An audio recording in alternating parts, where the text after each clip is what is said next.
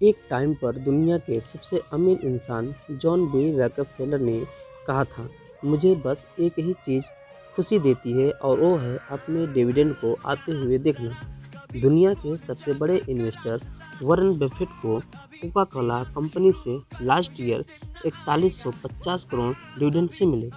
तो दोस्तों, आखिर क्या होता है डिविडेंड?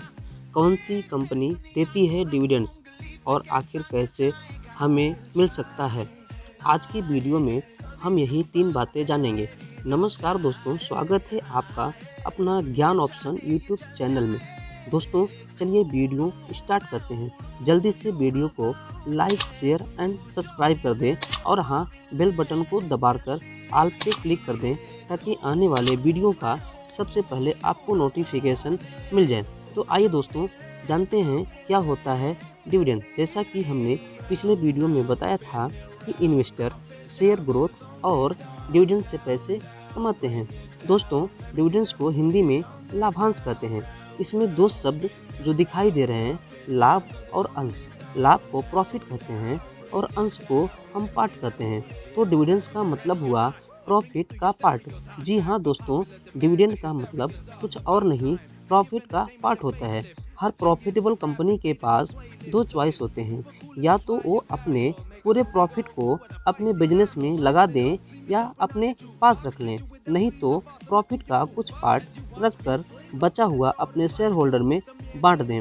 दोस्तों, प्रॉफिट का यही पार्ट जो कंपनियां अपने शेयर होल्डर्स के बीच बांट देती हैं, वही डिविडेंड्स कहलाती हैं। आइए दोस्तों, इसे एक एग्जाम्पल से समझते हैं। मान लेते हैं XYZ कंपनी को वर्ष 2020 में 100 करोड़ रुपए का प्रॉफिट होता है और XYZ कंपनी निर्णय लेती है कि 5 रुपये प्रति शेयर डिविडेंड देगी और बचे हुए प्रॉफिट को अपने बिजनेस में लगाएगी। तो अगर आपके डिमेट अकाउंट में XYZ कंपनी के 1000 शेयर्स हैं, तो आपको डिविडेंड्स के रूप में 5000 रुपये का प्रॉफिट आ जाएंगे। आइए अब जानते हैं कि कौन सी कंपनी डिविडेंड्स देती है। दोस्तों, हमेशा वैसे कंपनियां डिविडेंड्स देती हैं जो हमेशा प्रॉफिट में रहती हैं।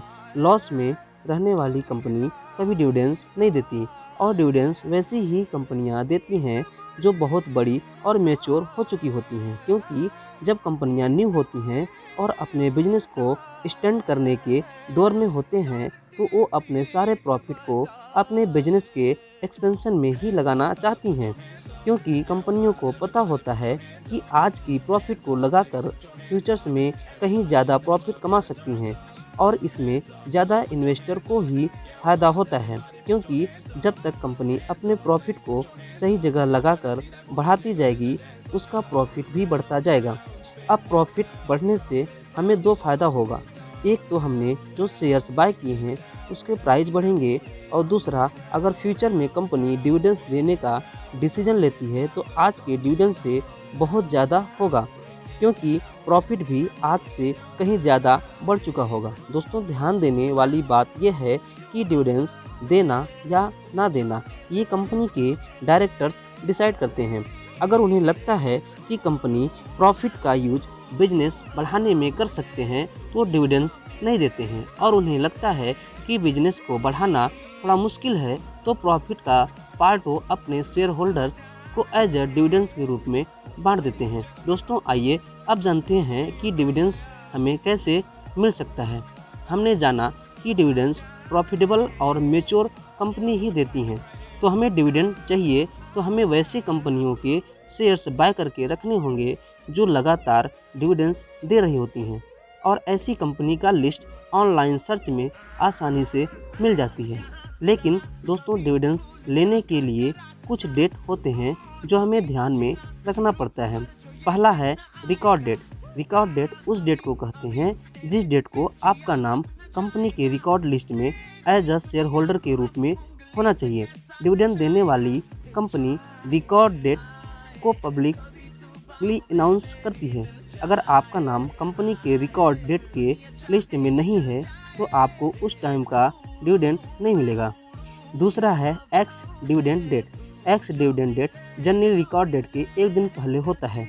कोई कंपनी जैसे ही रिकॉर्ड डेट अनाउंस करती है, एक्स डिविडेंड डेट एक दिन पहले सेट हो जाता है।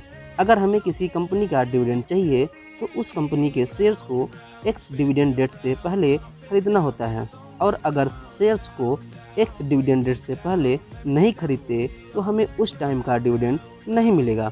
दोस्तों, कंपनियां साल में कितनी बार भी डिविडेंड दे सकती हैं, और हर बार कंपनी एक न्यू रिकॉर्ड डेट अनाउंस करती हैं ताकि पब्लिक को पता चल सके कि अगर उन्हें डिविडेंड लेना है तो कब तक शेयर्स को बाय करना होगा।